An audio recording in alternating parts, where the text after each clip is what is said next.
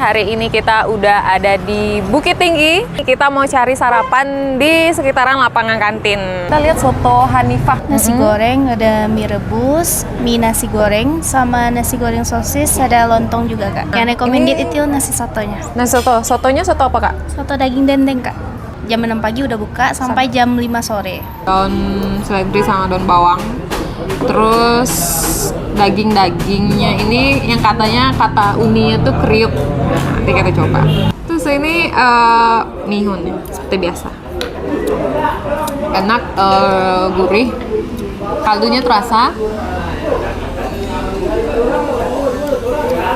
Terus dia kayak nggak terlalu banyak micin gitu loh. Biasanya kan ada soto tuh agak micin ya. Ini enggak. Ini masih aman.